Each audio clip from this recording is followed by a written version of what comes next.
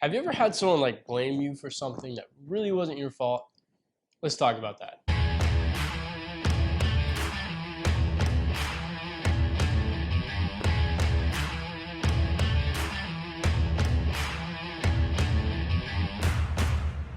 Good morning, everyone. I hope you guys are all doing really well on this amazing Wednesday. My name is Andrew, and I'm at our Eldersburg campus here at Crossroads. And I'm just excited to be here this morning and to give you guys another devotional. When I was, oh my goodness, I was probably around 12 years old. I've told this story before about how I actually got a scar in between my eyes. We were unloading stuff at the dump, and someone had thrown something. And when they threw it, part of it broke off and actually hit me in between the eyes as I was walking back to the truck. And I remember when it hit me in between the eyes, like I obviously stopped in my tracks because it hurt so bad and my head was rattled. I was trying to figure out where I even was. Everything went black for a second. And I finally got back to the truck. I was like, I'm just going to sit down for a second so I can shake this off and then go back and help. So I got to the truck and I remember sitting down and then feeling something on my face, and I felt, and there was just blood going down, right, from this hit. And I ended up having to get stitches and stuff. But I was sitting there, and my dad walked up because he noticed that I had sat down, and he's like, what's going on? So he walked up, and he looked at me, and he's like, what did you do? I was like, I remember thinking, what do you mean, what did I do? Like, someone threw something. I'm like, what did I do? Like, and then, we kind of pieced the story together. But sometimes it can be our natural reaction to want to find the reason behind why something is wrong. It can be our natural reaction to want to blame someone for something. There's a story in the Bible that I want to look at, and it helps us understand that sometimes that's not the best thing to do. So this story takes place in the New Testament in the book of John in chapter 9. And Jesus and his disciples are walking, as they always did, and they're walking through this street, and there's a blind man. And the Bible says that this blind man had been blind from birth. Now, we don't know how they knew that. He might have been announcing it. They might have just known who this guy was. Maybe they even grew up with this guy. Who knows?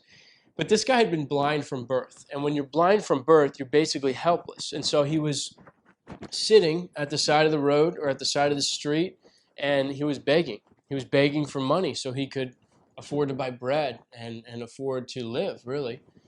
And so there he was, and the disciples saw this man.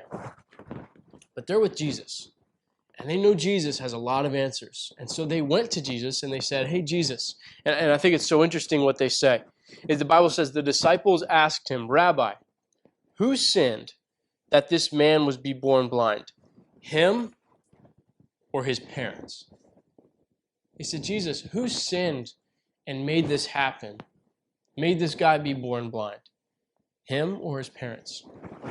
Isn't it interesting that their first reaction and their first question was to ask who did something wrong to make this happen? And you know what's interesting is they had probably been thinking that for a long time. And the people around them had been thinking that for probably a long time.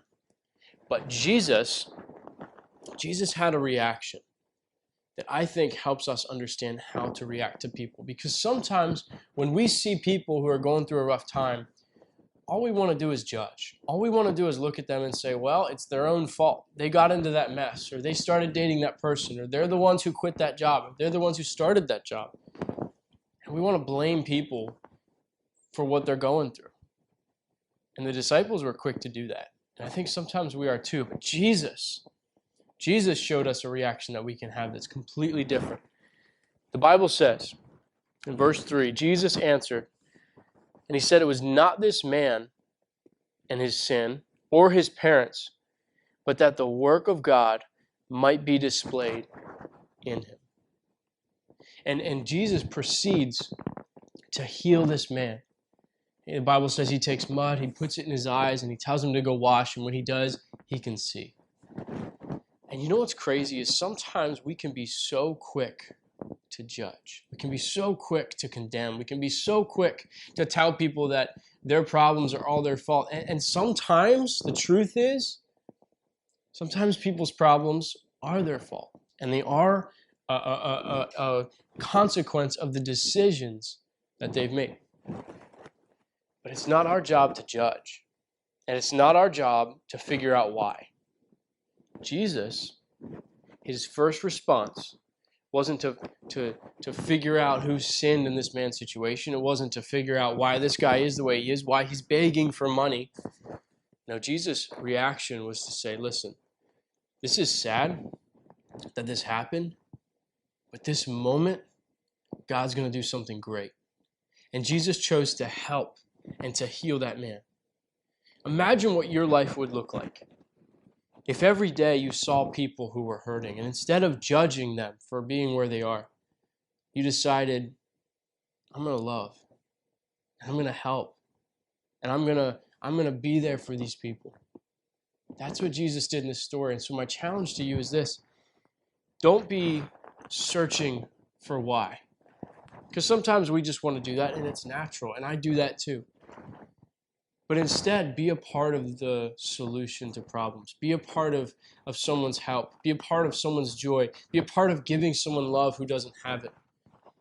And you will be amazed at how Jesus will be able to use you to love other people so much more than you ever thought possible. That's my challenge to you. I hope it helped. And if you have any more questions, as usual, you can come to me or Ryan or Barrick or John or any one of your leaders here at Crossroads, because we're here for you. And so with that being said, I'll leave you. I hope you guys have a great rest of the day, and we'll see you soon.